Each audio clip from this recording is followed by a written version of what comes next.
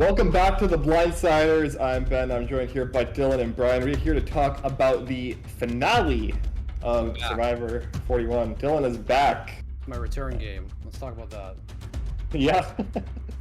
Well, it's a good one to come back at least, you know. Yeah. Last episode of the season, we crowned our 39th, technically, winner of Survivor. We have Erica is our winner of the show, winning the jury vote 7-1-0. I guess we can go through, before we get into the details, just like first overall thoughts on the episode, the season, Erica as a winner. Dylan? So first off, glad to be back. I'm glad that we could sort out the contract disputes and get me back for the finale with Wiki and everything. It's really great to be here. Thank you for Better Radio for giving me a nice fee to return. First thoughts, the editing team, the producers should be fired because Erica absolutely did not get a winner's edit, in my opinion. Yeah.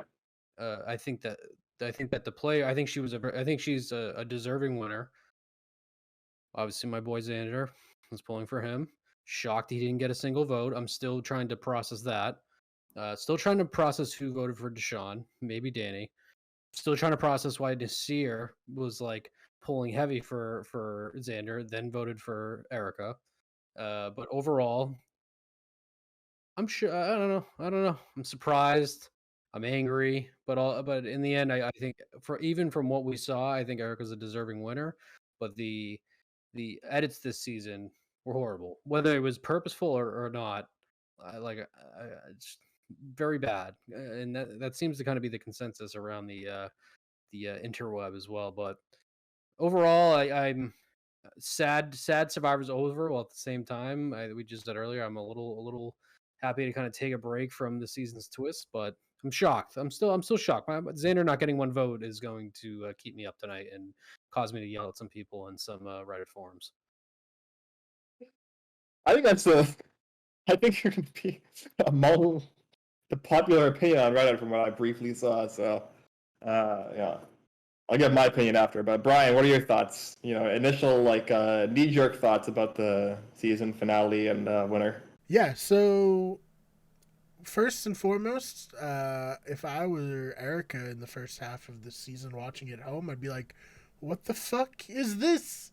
I win, and I'm not even on the show for the first half." That had to be difficult, to say the least. I know it would have been difficult for me with a giant ego to take that, coming out of the jungle thinking I'm about to be the star of this season, and I'm not even in, the first half of it. That'd be very strange. And then I do wonder, why that was the case. As Dylan said, maybe the editors just need to be fired. I don't know. But to just congratulate Erica, first winner in, 7-8 seasons, depending on how it's counted. Yeah. First female winner. Did I not say that? No, you said first winner. First winner. All the other winners did not count in the whole stretch. Pretty wild. Taking my hate of the modern Survivor to the next level by just disqualifying every winner. But no. Yes, obviously great for Erica. First female winner in a bunch of seasons. First Canadian winner and first time-traveling winner. What more can you ask for? All right, hold on. I know Jeff said first Canadian winner, but not to spoil. I don't want to spoil Dylan, but Brian, you and I know that there was Taking one my other. headset off. Okay, I'm not going to say the person, but there was another Canadian winner of the show. Half Canadian. Half Canadian. Well, first actively Canadian winner. Yeah, first, yeah. Yeah. So interesting. I guess, yeah. Technically, yeah. So, I agree with both of your takes. Very, very bizarre winner story for Erica. And I have to imagine, from what I've seen on social media, specifically Reddit, for the last 3 to 4 weeks, I have to presume that spoilers somehow got leaked, because there was a point around the final 8 or 9-ish where everyone was just like, "Oh, Erica's actually got this great winners edit, and she's going to win." And I thought people were memeing, but apparently those people were either spoiled or just like fucking geniuses who were able to read the edit better than me. I don't know, because yeah, as Brian said, she was in basically one episode the entirety of the pre-merge. The post-merge or the merge episode was sort of centered around her, but it was centered around her essentially being the consensus target and being saved by a Deus Ex Machina. And then from then on out, she was like at best like kind of marginally present in the strategy. So yeah, it's definitely an interesting way to tell that story. But going into the final tribal council, with these three, I agree that Erica is the best out of these three in terms of gameplay. From what I was able to see, I think she made the fewest mistakes. We're obviously going to talk about that in particular. And I think she had the most consistent agency outside of the from the final 11-ish on, right? She had the most consistent agency of the three of them. Right. So, yeah, it's interesting. I definitely think that the editors, if I'm being as generous as possible, decided to tell the story of the season as why everybody who was eliminated lost. They basically told the story of why everybody but Erica lost the game, rather than the story of why Erica won the game. And it was just oh, Erica wins by default for not screwing up. Right. And we even see Heather, who is the winner's #1 ally for the entire season, makes the final four, comes within a rat's ball hair of being in the final tribal council. Her story is just completely non-existent. We found out our first actual personal fact about her as she's getting her torch snuffed, basically. So it's just a weird. No, we know that she sucks at challenges. Jeff told us. Yeah, Jeff told us a 10 lot times yeah. over the season. Yep. Even as she was winning the fire making challenge, Jeff was talking about how she sucks at challenges. Yeah. Very odd. Normally very bad at everything, doing quite well. Yeah. I was worried one of her only FaceTime we're gonna get with her in this final episode was when her and Erica went off to get water, and Erica wanted to explain what happened to Sean, and the only thing we got out of Heather was no comment. No comment. Yeah, I noticed that too. That was. That's how the editors based their edit around. They're like, okay. But I think. And it's such a meta conversation, obviously, to talk about the edit, as opposed to the game. But I think that's part of the frustrations of this season is that I don't think that there was a lot of good gameplay at all. I think there was a lot of good personalities, but I don't think that there was really a whole lot of good gameplay. So it's almost like we're going off of who's ahead with the edit, which is like I said, super meta, but it's really all we kind of had to go off of because there was so much poor gameplay, so much irrelevant discussions, and I think that it kind of summarizes this season. That it was just not the Survivor I know and love, and it's very prevalent. With that said, I think Xander should have got more than 0 votes, at least one. I do think still eating that isn't. Yeah, I think a lot of people right now are very shocked he didn't get any votes. I think you both said it. I think Erica was the only one who didn't lose it because pretty much Deshaun practically lost it last episode with his truth bomb. And I thought he was going to win back some votes with his the fire. I think maybe Danny was who voted for him. I'm not entirely sure. I feel like Danny voted for Erica. I'm still I'm gonna have to go back and look. Yeah, we decided to just get to recording. So if this was revealed in the on island thing, we apologize. I'm sure everyone listening already knows who the vote was, but for us, we're not sure.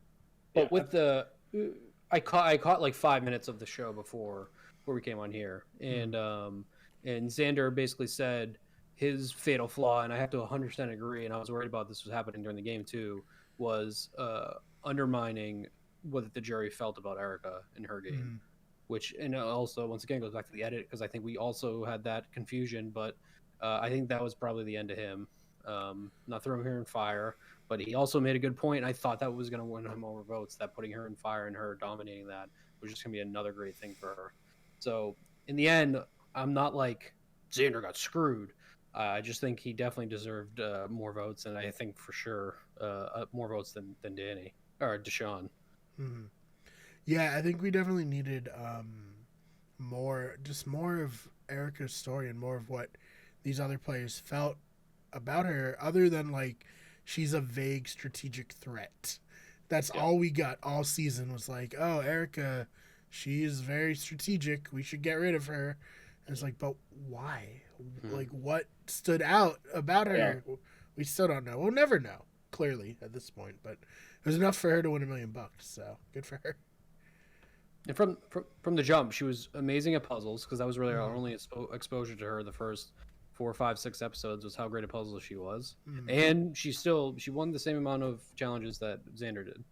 So she was equally as strong in that. And so we can't even give Xander the challenge beast a token, because they were tied. So I'm now talking myself off the vote. Give the guy one vote. It's gonna bug me. Yeah. Hey, they had to preserve my continuation of picking the second place person in these reality competition shows. Big Brothers, Survivor 40. Like, I'm just real good at nailing the person who loses a jury vote, I guess. I mean, look, I have a vague recollection of briefly considering picking Erica and then discarding her and choosing between Liana and Evie. So, you know, if anything, I have some egg in my face there as well. But, you know. Yeah. And apologies in advance to whoever I pick. Obviously, I can't affect something that's already happened, but maybe like through the reverse butterfly effect, smashing the hourglass. Hourglass, like I somehow made this fate. I just have to figure out who my Brad or Sarah is next season of like the first 3 to go, because that's pretty. I think my top 3 picks that I considered were it was Sarah, who I have stand up taking, was the second one voted out. Brad, I actually think I praised Abraham when we all said he was a dad. I said that maybe he can be like the dad of the group, and then obviously JD. So, yeah. He could have maybe had more success if he didn't have like the, you know, tribe equivalent of like the Blues, like as his children. I feel like we're probably gonna get a few, because like I said, bad gameplay from a lot of people, but there was good personalities. I think that we'll still see a few people from this season back in future seasons, just based on personality. I think JD will be one of them. Hopefully Xander. Hoping Xander gets a second shot. Yeah, we had talked about that a little bit. Like Xander, really good shot. Shan, I think locked that up. Like, absolutely, she's there. We talked about wanting to see Danny, but in his post-game press, he is not interested in playing Survivor again because of that twist at the merge, which is entirely fair. Yep. I think he has every right to feel bitter about that. And then Ricard, I could see as somebody. I mean, self-proclaimed one of the greatest survivors of all time, Ricard, which was wild. Yeah. Absolutely a wild thing to say. But we'll get to that, I'm sure. Yeah. All right. I guess we can go through the episode. You know, it's a long one, so we won't cover too much on the details. But I guess we could talk. You know, Dylan mentioned before the main stuff that happened before the Final Five immunity, other than this puzzle advantage tree mail thing, was this conversation between Erica and Heather, where they're starting to like kind of rebuild the bond of this Deshaun truth bomb from the previous tribal council. And I just didn't feel like this was ever relevant. I don't know about you guys. It just felt like a completely irrelevant scene that was just shown to try to extend a storyline into something that wasn't really going to pay off in any way because they still voted together, were planning on trying to get to the end together, and because of the way the fire making twist works out, they really didn't have any agency to like have that break in their bond matter at all. So it was kind of anticlimactic in terms of that storyline. I don't know what your feelings were about that, Dylan. Agreed. I mean, I think it didn't matter because of the way things obviously ended up shaping up with Xander winning immunity. It does seem like that Heather was much more open to trying to get Erica out than Erica was trying to get Heather out in the end. You know what I mean? Erica ended up having no power, but Heather this episode and last was vocal to people when she could have that Erica is a huge threat, Yep. and obviously she was right, and we knew she was right then when she was saying it then too. But I can't really recall any other times other than Erica basically talking to Deshaun about getting rid of Heather, that that Heather needed to go to other people. So I agree. It ended up all being irrelevant. I think it would have been much more interesting had maybe Deshaun perhaps. Well, actually, it wouldn't have mattered. I guess it really wouldn't have mattered whether Erica or Heather won immunity because that person would have selected who went to fire. So yeah, it was just filler because they seemed to be best buddies at the end. Yeah, and hey, not to hammer home a point that I feel like I've done a bunch, but this is the fire making challenge was fine tonight. It was very exciting, even, but maybe the storyline has more juice if it's the final four and they're both vulnerable, and you know, Heather's like, yo, Erica's gonna win. Like I will vote her out. You know what I mean? Like. I don't 100%. understand why we put the fire making challenge in here. 100%. I know Jeff loves it, but I do not love it. It's I think part of that of alliances getting down to this boiling point is that usually this is where it falls apart. Mm-hmm. I feel like This most is of the the exciting time part. we're not Yeah. seeing the duos go together. That's super rare. So yeah, 'Cause, 100%.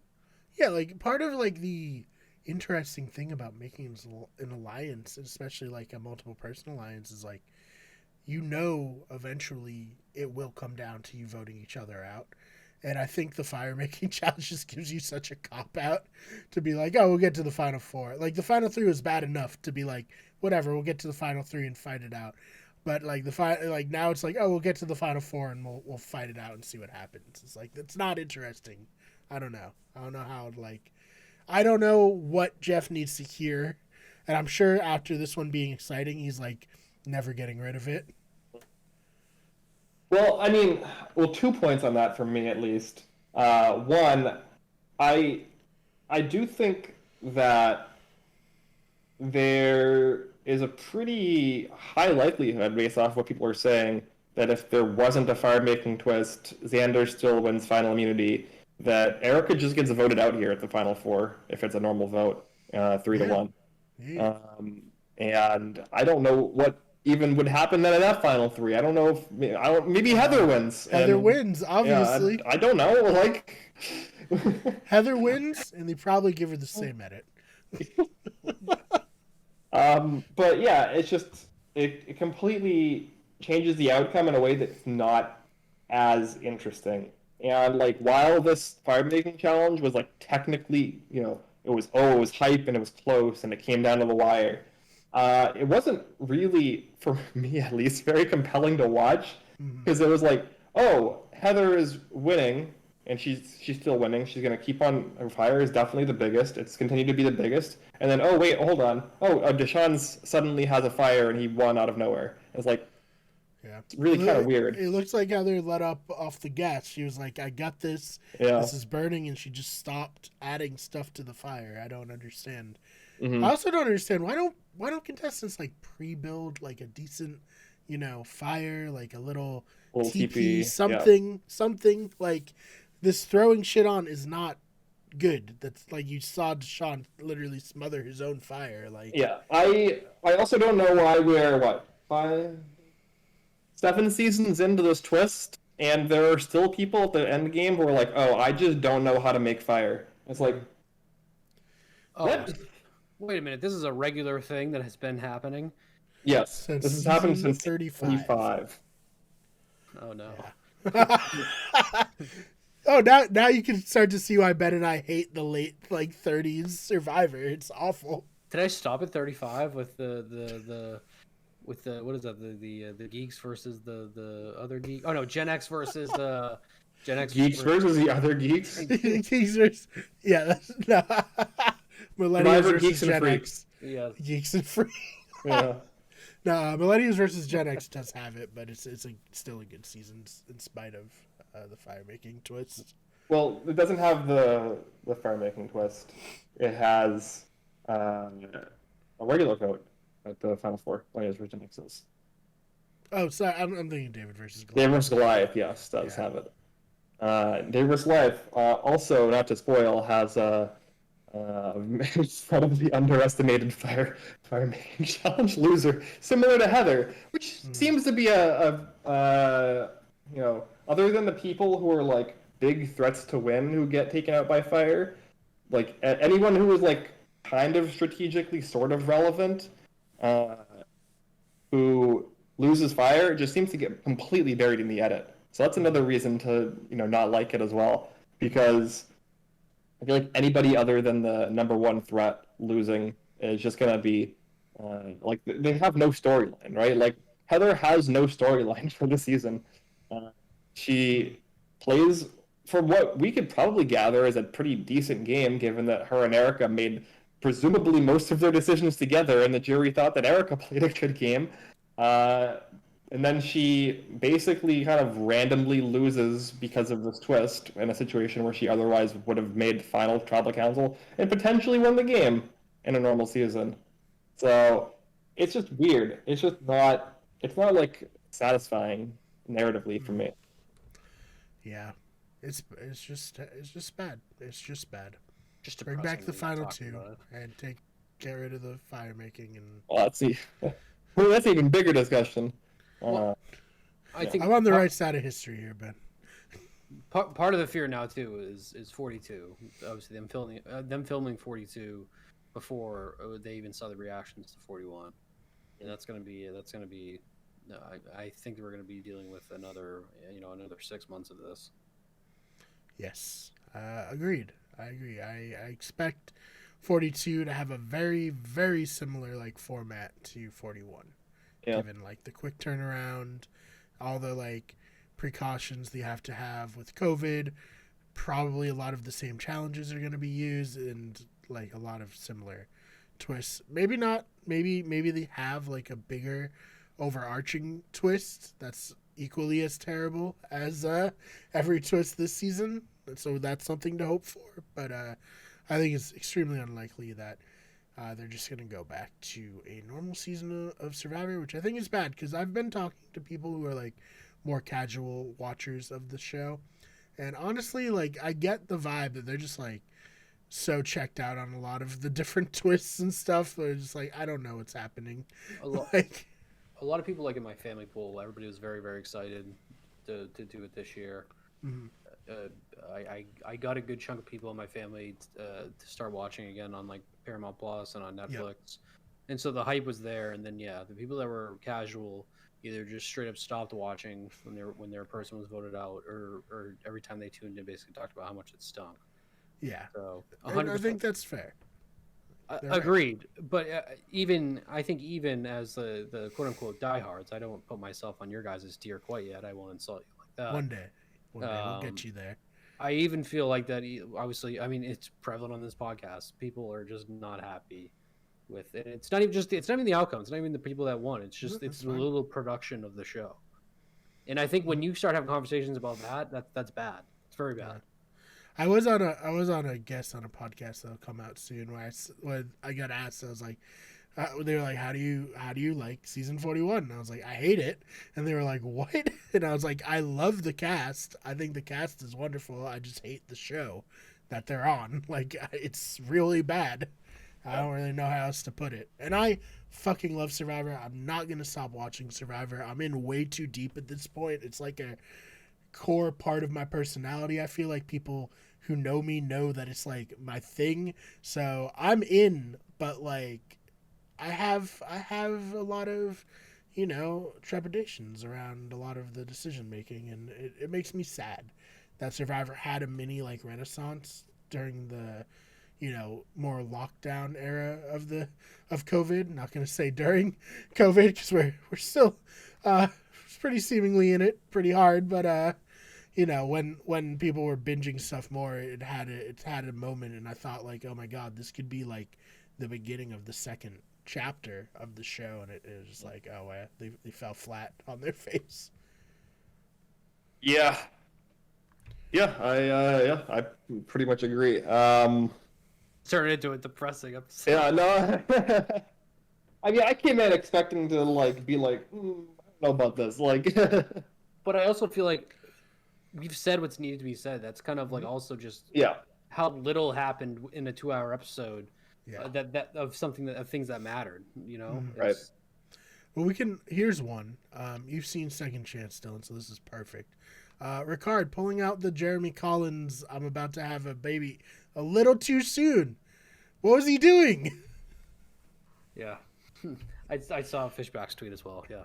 Yeah, like, what was this? What was this? Jeremy Collins seals his win in like a very epic fashion at Final 2, and then like the way Ricard did it, like almost made it feel kind of gross and very like manipulative and exploitative of his unborn child, which is bad. I don't know if it's shitty of me to say that, but that's just how it felt to me. I don't know. Yeah, it definitely felt like he was using it emotionally as like a Hail Mary to try to get Xander to like feel bad enough about the situation to use his idol for sure. I don't know if that was the intent, but that's definitely how. Like, if that wasn't the intent, then again on the editors for making it look that way, because it definitely looked that way. I had forgot that his husband was actually pregnant. And Yes. I thought because I follow him on Instagram that they already had the baby. And Right. so I was like, wait a minute, I think he's lying. Oh, then I was like, wait a minute, I think he's lying. And then I saw Xander eating it up like a poor puppy dog. I was like, oh no. That's what I texted you guys. I just said, oh no. But yeah, before the Jeremy Collins like final tribal council where he like perfection, nailed that. I always thought like if I went on Survivor, would I just lie and say that I have a pregnant girlfriend at home at the final tribal council? Like, is that crossing a line? I don't think so, but I also like don't think anyone could do it again after Jeremy did it so effectively. It's like the dead grandma lie. No one's gonna like Todd literally had his sister miscarry a child, and people were like, I don't know if that's true during the family visit in China. So like there's a certain point where these things just cannot be repeated. Yeah. No, 100%. And I guess we could talk about Brian and I with Ricard have a very up and down relationship with our evaluation of Ricard's gameplay. So I feel like when he was at his highest, Brian and I were the most critical, and also Dylan, I think, at the final like 8 or 9-ish. We were the most critical of his gameplay decisions.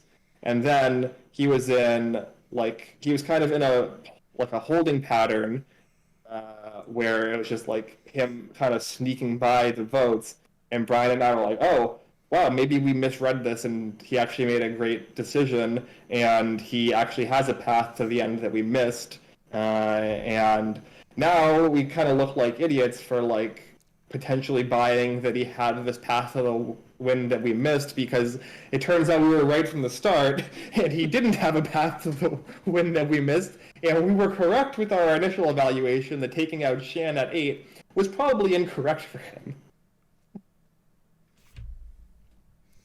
I mean, I don't know what to say. Yeah. Like, we were right. He did it too early. He didn't have enough runway. but he had a lot more runway than we thought, I guess. Is probably the best way to put it. Sure. 100%. We thought he was going to careen into a ditch way earlier, but he managed to, keep the plane going left and right for a little while, and we thought, oh, maybe he'll pull it off, and then still tragedy, still bad. Mm-hmm. But he's one of the best players ever, so. I'm actually I'm not as down on Ricard for that move of getting out Shan, because it completely decimated that alliance with Danny, Liana, and Deshawn. It created complete chaos. That was also had a lot to do with Shan and Liana having their own side thing, and with rumors flying around camp. So I won't give Ricard all that credit.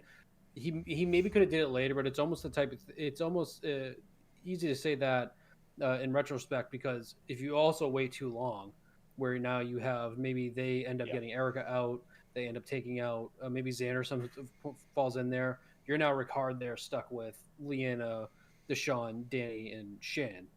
And so I'm not going to fault him for doing it then. But yeah, other than winning challenges, it seems like he didn't really influence much after that. He either won the challenge and he couldn't be voted out, or he just happened to be the little one sneaking by.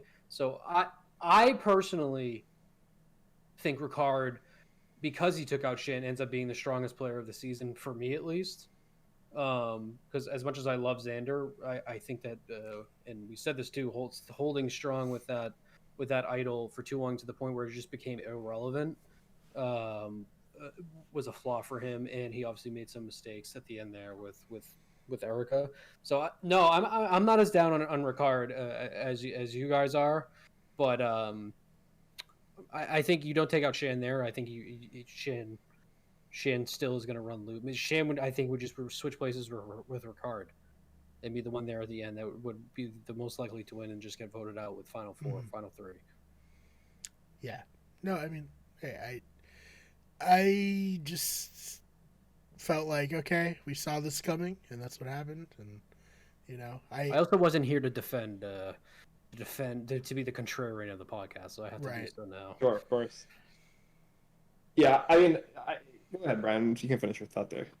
No, yeah, I was just saying that it just seemed like this was the most likely outcome of his choices. Right. And when the edit really, really, really tried to convince us that this was not going to happen, when it seems that, like, it was very overwhelmingly, like, clear that this was going to happen once we saw, the outcome. So, yeah. Yeah, it was like one of those like double fake out things where they're like try and like they do the fake out so sloppily that you're almost like, wait, is this actually going to happen? Because this is like so, like they wouldn't do it this sloppily if it was actually just a regular fake out, right? But I stand by. I think it was incorrect. I think at that vote, the person he needed out was Deshawn.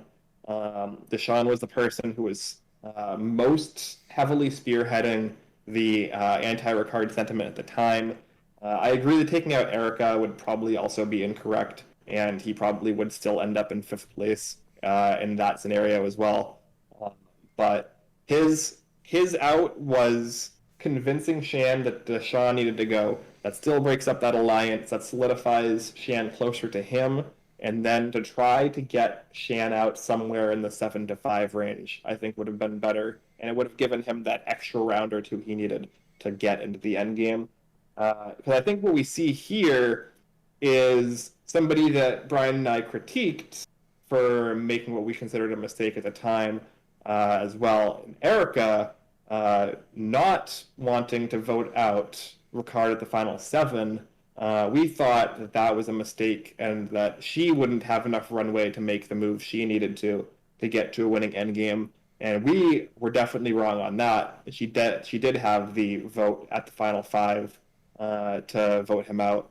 And that was kind of the perfect Goldilocks zone for her to make that move and still have the pathway for herself to get to an endgame that was favorable. So I think that's just kind of like ultimately my view of the decisions that Ricard made and the decisions that Erica made in terms of like the sequencing. Uh, but it's like extremely difficult In our to make those. defense, we didn't know really what Erica had going on. Where I feel like we Sure. had way She had more one info. confessional on that episode, I Ricard. believe. Yeah, we knew way Uh, more what like Ricard was working with, where Yeah. he's coming from, what type of a player he is. Where like Erica, we were like, we think this about Erica, and we got to go with that because that's all we have. Mhm. So back to Dylan's point of a very uneven edit. I will say, I mean, it seems like Ricard almost had the social game to get himself at least into Final Four, though. I really, really thought Xander was going to play that idol on him because I thought Xander was vulnerable, and I also wanted Xander to make a big move. But that would have been a big move that would have also completely killed any chances he had. But at least he didn't. Yeah. Well, if he does that, and then he does win final immunity. We don't know if he would have, but let's say he does, and then forces Ricard into fire against Xander and beats him. Is that a path to victory, or do you think Xander's drawing dead entirely? If we're hypothetically saying that that Deshaun goes in that vote instead, and it's Erica, Heather, and Xander, Yeah, and Xander kind of dictates this end game. and Xander by being still wins. I can save Ricard, and I can be the only person responsible for eliminating Ricard. Yeah. Like, is that a path? Maybe it's not. I just was like wondering if like that's the meta now of this fire making, that you need to win immunity and also put yourself on the line. Yeah, Which is it might have so been unfair, but Yeah, it might have been a better path than the one he took for sure. But I think Xander's primary issue was that he didn't form a ton of deep relationships with the other players.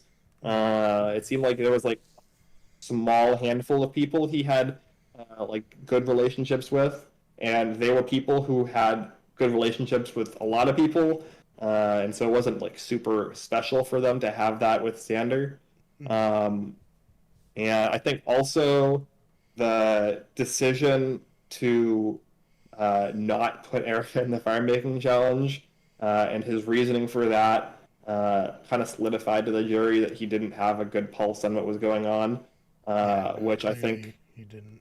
really solidified also the narrative of him as somebody who didn't have a pulse on the game for the majority of the season, which I think is pretty accurate. So that I don't know if that would have been a changing factor in people actually respecting him or his game. I think there's a chance if at the Final Four here he does what he, speculated he maybe should do, which is to put himself in fire against Erica and then beat Erica in fire and then sit next to Heather and Deshaun. He would have unlike knowingly won himself the game, even though he didn't see that as something he needed. Right. I think that is potentially an actual path for him to have won. Yeah. But again, it's so the way the fire making twist works. It's just so counterintuitive to do that. Like that shouldn't you shouldn't have to be like if nobody can do it, if you want something done right, do it yourself, basically, right? Right. Although talking through it now, I guess it does add a complication with the fire. Is that there is a chance you could just completely give up your immunity. Say, hey, I know I'm good at fire. Let me take out the next strongest player that way. At least, like I have a better chance of guaranteeing this of say taking out Erica with fire than maybe Heather would or Deshaun. But also, in the end, you say he gives up his immunity to Heather or Deshaun, and Deshaun wins or Heather wins somehow, even after he wins a fire challenge. Then you're like, shit, I potentially kept the person in that won this and also gave up my immunity for no reason. And here I am. I think you hit the nail on the head, Ben. I think that he did not establish the relationships he needed. And the strongest relationships he had were gone very early with Tiffany and Evie. He could have built on that, but once Leena flipped and they all just went scrambling after that, that was just the end. So maybe it wasn't necessarily in his hands, but Should have played. Maybe should have played an idol for Evie or someone. Like that's the other frustrating part now too. Is that I like I said, I will not be upset of Erica beating Xander overall. But he played a good game. But yeah, these are the for sure flaws that, like you said, Erica just did her best not to lose it. But yeah, this is how Xander lost it, and it makes sense when you go through it because a lot of this also happened with the jury, happened post merge. So yeah, maybe people just thought his game sucked because it seemed like Leanna was kind to him even with her great question, the social awareness that he kind of fumbled. Yeah, and I think he had an opportunity for like a good answer. Was like my social awareness was maneuvering myself within these power structures that I did not create, and I don't have any inroads to them. I was socially aware enough to put myself in positions to never be targeted when I probably should have been targeted. But he did not. He did not answer it like that. No. Oh, look, his final round performance was abysmal. It was very, very bad. He seemed flustered at most of the questions, and definitely did not really expect, I think, a lot of the pushback that came his way from the jury on a number of different issues. I will say straight up, I don't think that Xander played a particularly great game. I think that he's somebody who was essentially completely out of the loop on everything up until the final 8, and then from the final 8 on, he was marginally included as a number in order for people to make their own individual moves against the other power players that they saw as big threats.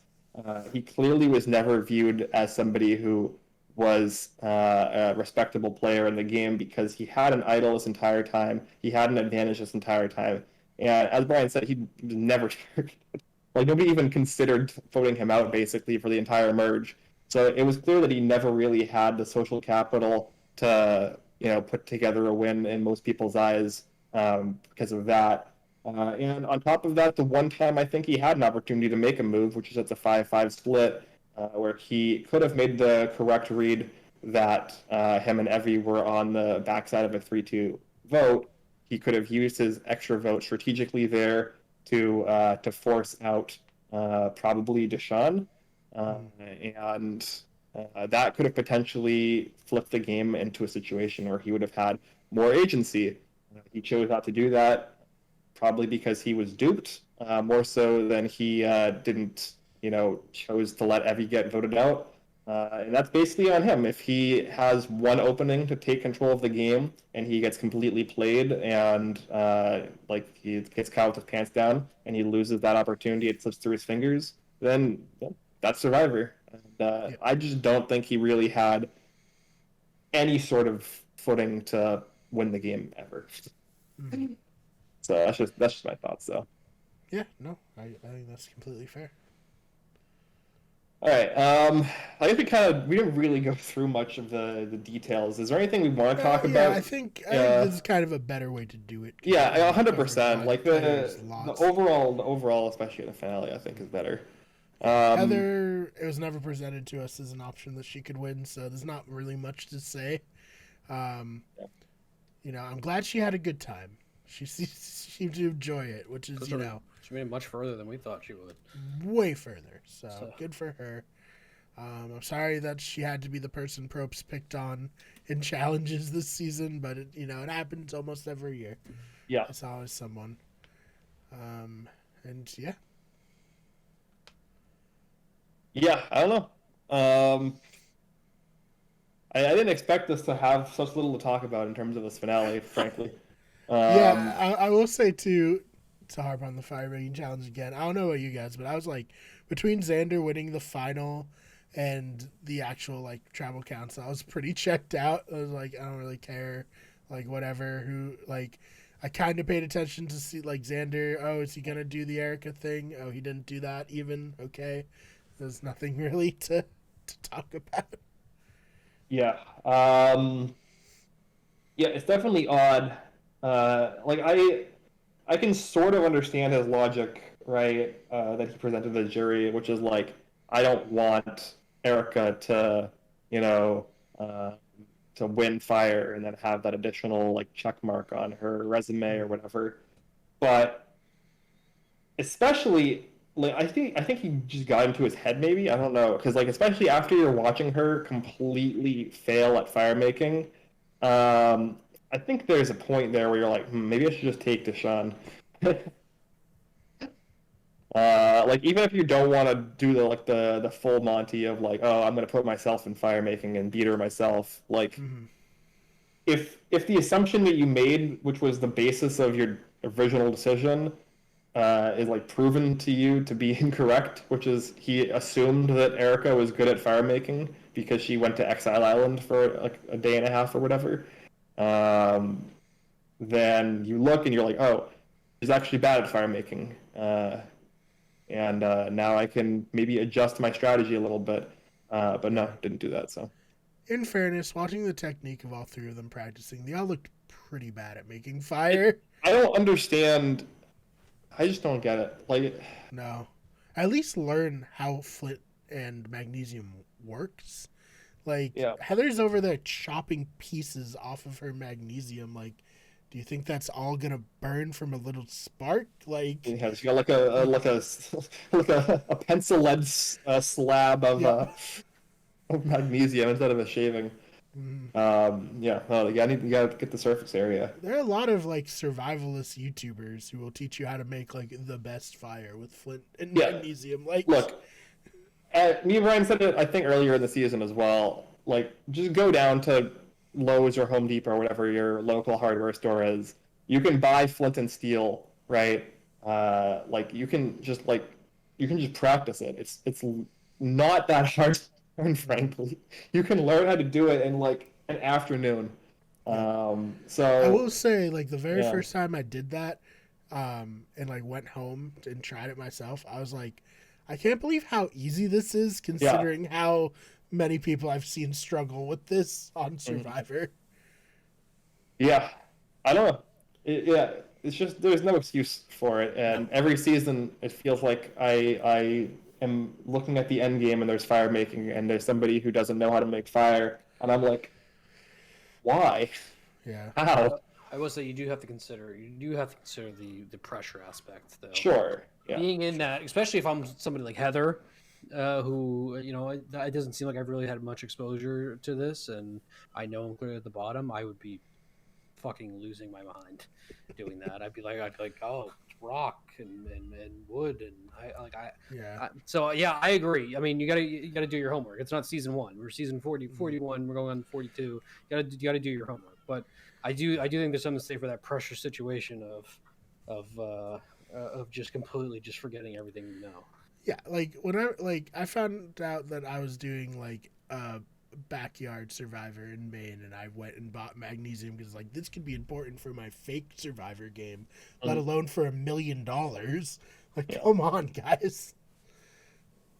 Yeah. I don't know. I don't know. I'm flabbergasted every season when there's somebody who just, like has not done the basic homework of learning how to make fire with flint and steel. Yeah. Yeah, I don't know. Anything else, I guess? Anything from the final tribal council that stood out to you guys?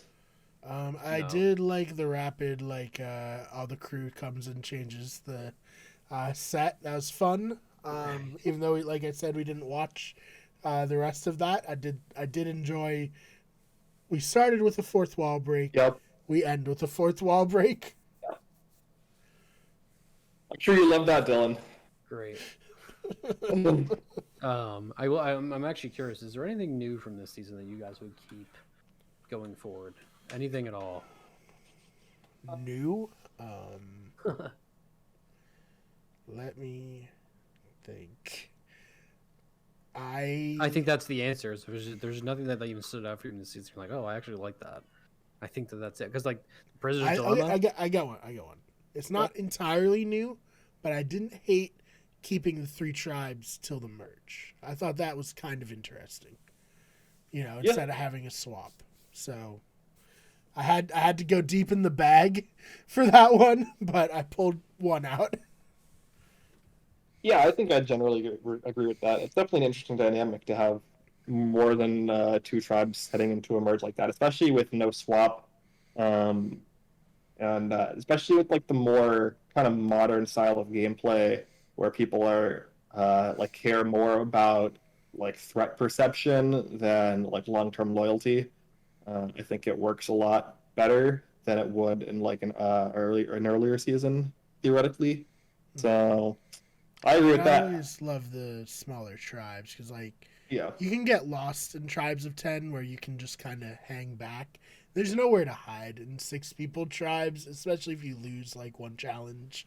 Like it's really like turning the gas up a little bit on all the players, which I like. I think you guys are gonna get your wish too with this, because it seems like Jeff is hell bent on the shorter game, keeping the shorter game, keeping the smaller cast. So I think that something like that may be the norm. I hated it. There wasn't anything I would have kept that was new from the season that like I didn't see in other seasons. There's just not the shared immunity. I absolutely despise and hated that. Oh, And that's bad, yeah. I don't think that, and now we're reliving it through this too. Not to just keep going back to Xander's games because he was my favorite player. He easily could have brought up social awareness of not having a fucking vote for like 3 or 4 straight tribals and still being there and not being taken out. He could have brought up the whole thing of Leanna actively trying to take him out nonstop, had the ability to take his idol, and he was able to find out before that and defend it. So, but it all goes into. I'm not going to keep going on the Xander stream. Now I'm reliving it through my head. Fatal flaws everywhere, Ben. I agree. Look, to be clear, he lost his vote for 1 vote for the Voce vote, and that's it. Didn't he? Wasn't there 1 or 2 more where he did not have it? He theoretically could have if they ever went to tribal again, but they only went to 2 tribal councils. Yes, you're right. Exactly. That's a great point. Still, could He have turned on the Jets and carried the team. That's true. Could have used that too. So yes, that's another issue of his game. I wouldn't keep anything. I want to go back to regular Survivor. I want to go back. I want to go back to 39 days too. Yes, I do think once like things get if things ever get better with COVID, I do think they'll go back to 39 days because it's iconic. You know, it's great. Jeff really sounds like he wants to keep it short. Oh, I think I don't like that. Worse than the short season is just like I like the survival aspect being integrated into the show, but I don't see the value in like going out of your way to like starve and torture people, basically. I mentioned this before. Yeah. Did it ever really seem like it like played a factor in the end though? No.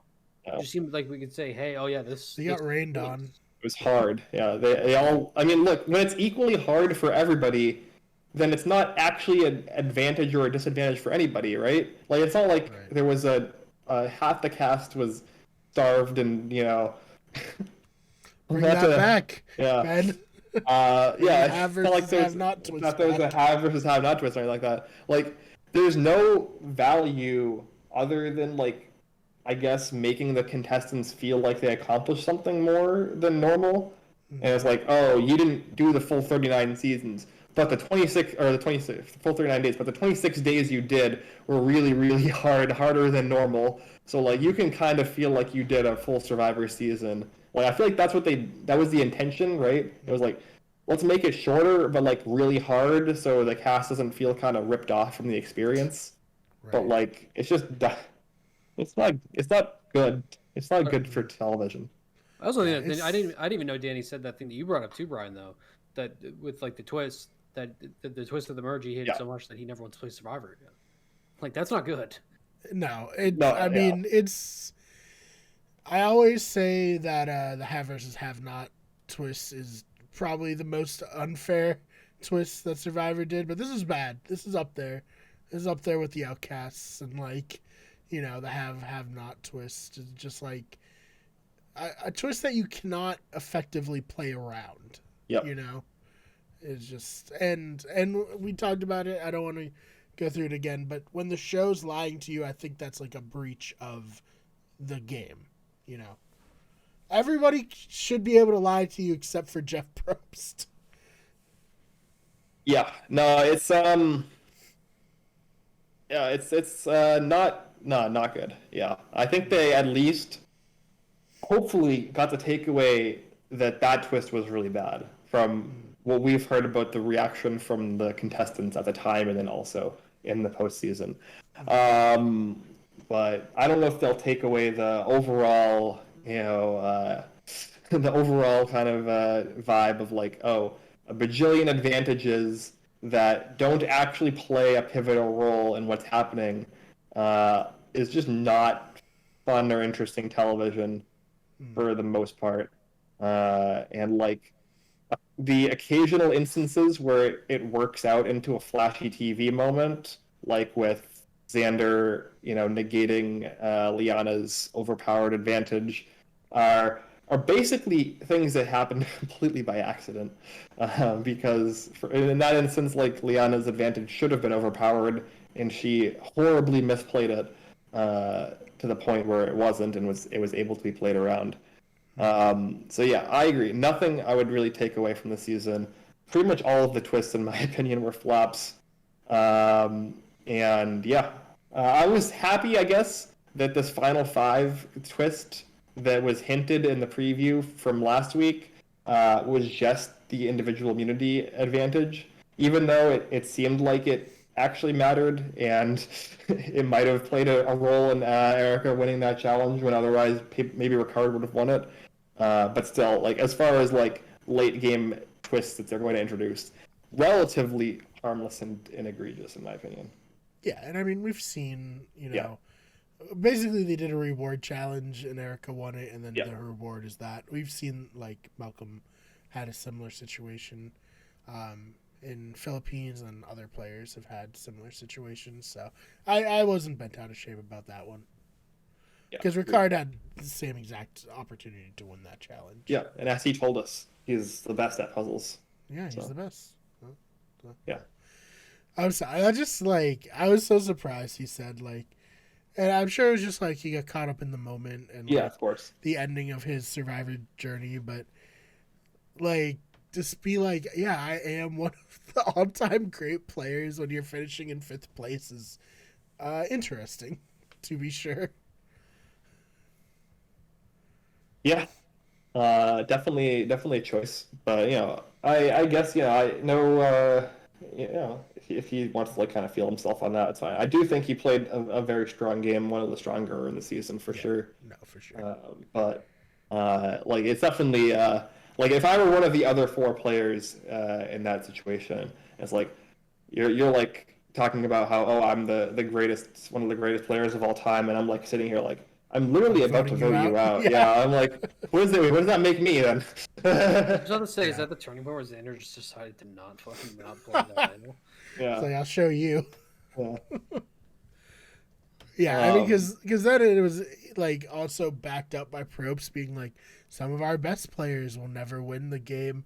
I don't know about you, but I initially thought of like Suri, and I was like, okay, let's pump the brakes here, Probst. Like, I say you can't consider yourself one of the best players of all time if you don't win your first season and you don't play again and also do very well. Mm-hmm. Like, again, you know what I mean? Yeah. Go ahead. I was going to say, would you consider Jeremy one of the all-time players then? He's in my mind, he is up there because he consistently finishes very well. Didn't win his first one, though. He didn't win his first one, but he came back and won his second one. That's what I'm saying. Like, if he had only played the first time and didn't, come back and play one of the better winning games and a very innovative, like, strategic game, then no, I would just be like, he was a decent player. He was on the jury, and like we've got so many of those players throughout Survivor history. But the fact that he came back and did quite well, like. I would even say Kelly Wentworth. She's a nobody the first time she plays, and then I did think she came back and was able to elevate herself into one of like the better, players in my opinion of Survivor. And yeah, she didn't win, but she came back and proved it a second time. Mm-hmm. And even the third time, but not to spoil. I didn't want to say it. Yeah. The third time. Came back for a third time. Yeah. No, but yeah, I would mostly agree. I mean, Jeremy was my pre-game winner pick ahead of San Juan del Sur. When I remember me and Brian podcasting about San Juan del Sur back in the day. I have extreme hometown bias, and I will own that. So, like, I'm a huge Jeremy fan. Yeah, 100%. I don't want to dox myself, but I lived basically across the street from the fire station that Jeremy worked at. Man. Yeah. So for sure, obviously hometown, bias there a little bit. It's not really dox myself because I don't live there anymore. True. But there's a paper trail now, and people will find for sure, yeah. You definitely can't figure out who I am by just looking on the internet. But yeah, I mostly agree. I think that even after San Juan del Sur, people thought that Jeremy was one of the better players that season who kind of caught a bad break.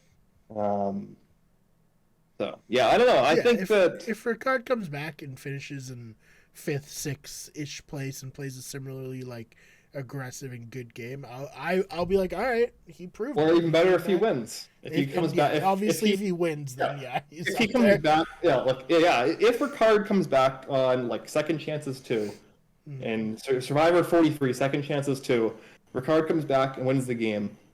Then 100% we have a conversation about if he's one of the greatest of all time, right? But there is no way that conversation is happening right now. No. Yeah. Yeah. I don't have much else to add, guys. I don't know about you. I'll say this. I've really enjoyed talking about Survivor again. I don't know if I would have enjoyed the season as much if I didn't have, you guys to group chat with all season and share my complaints and share memes and then of course record this podcast. So I thank you both for that. Agreed. Yes. For bringing me out of retirement. It's a nice of Survivor podcasting.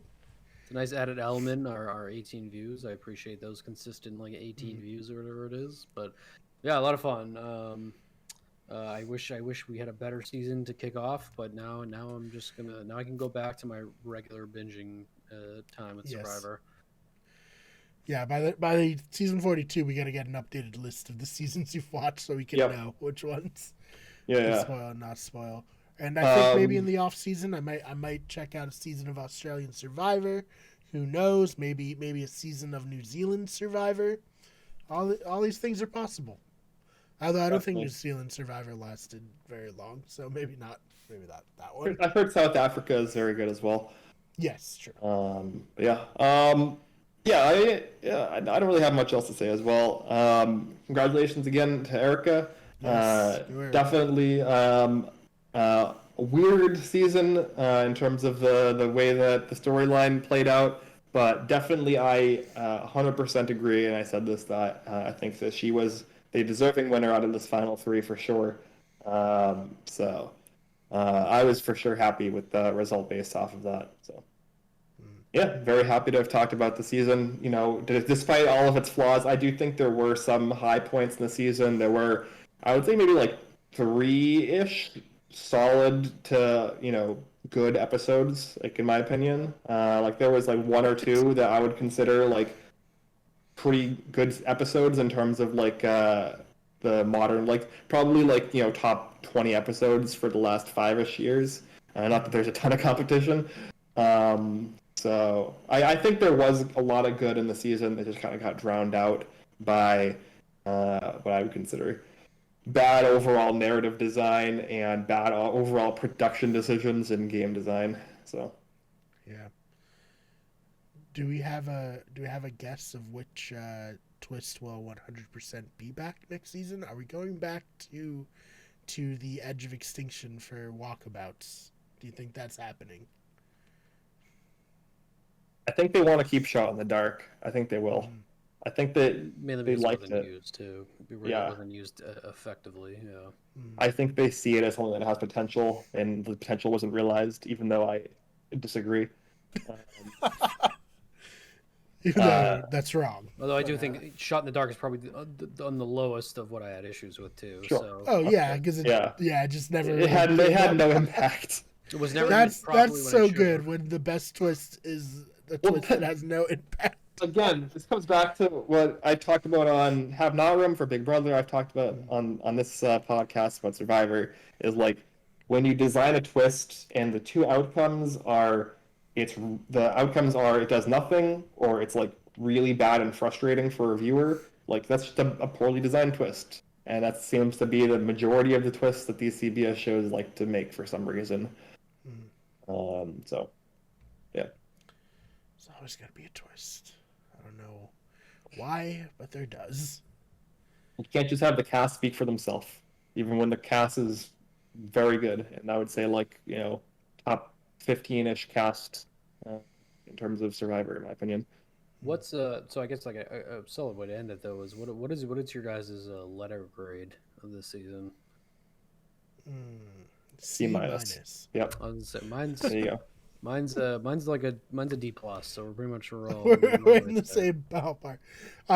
Regardless, we're coming home with this report card, and we're not super psyched to show mom and dad. Yeah, I think Put D it that plus is way. harsh. Yeah, I think there are certainly D plus seasons. I think this is better than what I would consider a D plus season, but barely.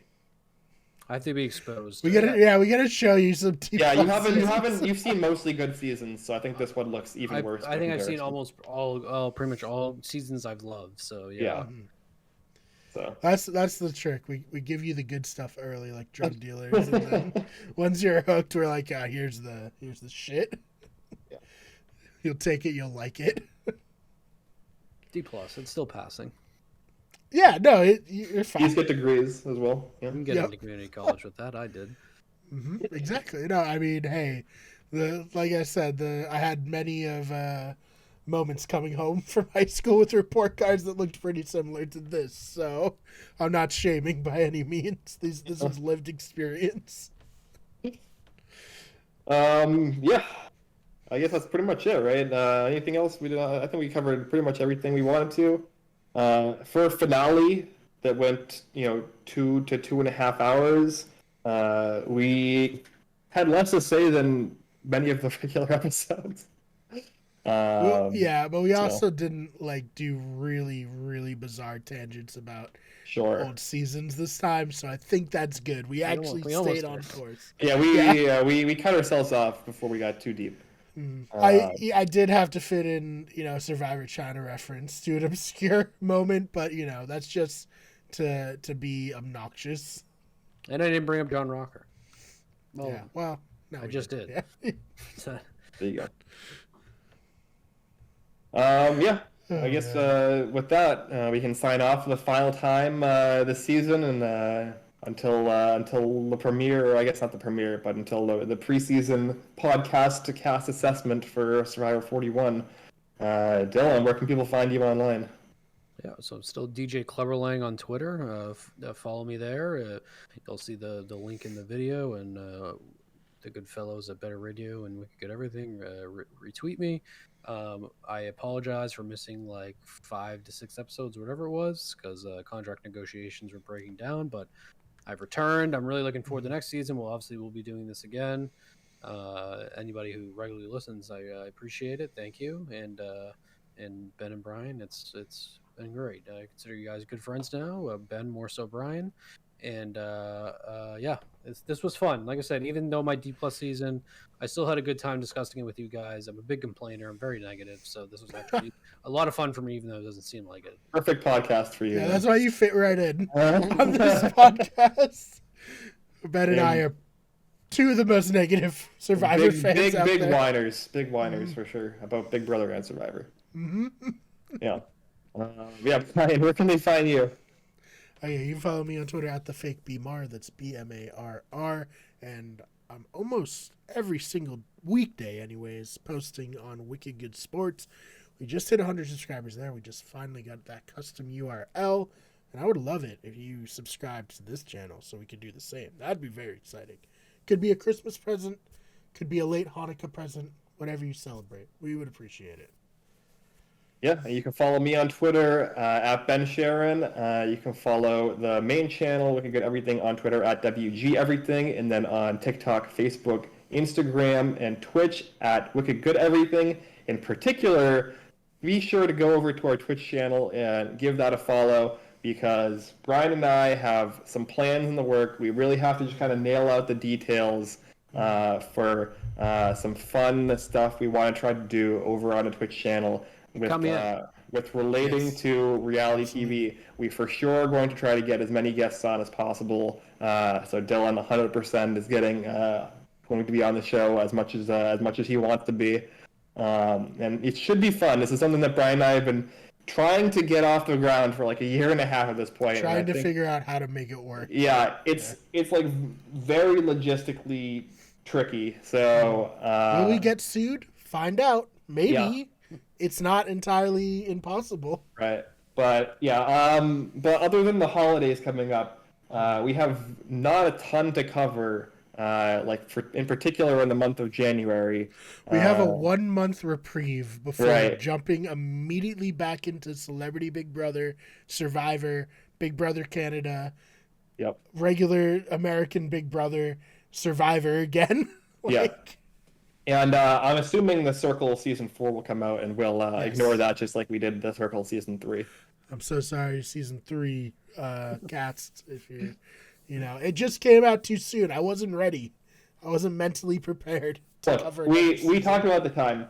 The overlapping of the end of Big Brother, the beginning of Survivor, and the entirety of the Circle was just horrifically horrible timing. Yeah. For us to try to cover all three at once, not conducive low-key, for a I think that's podcast. why the third season didn't have a huge impact on social media like the second season did. Yeah.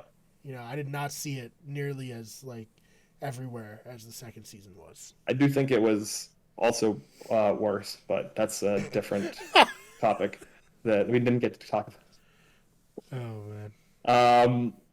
But yeah, that's it. I guess this has been the Blindsiders podcast. Survivor 41 is a wrap. We did it. Yeah, we did it. We made it.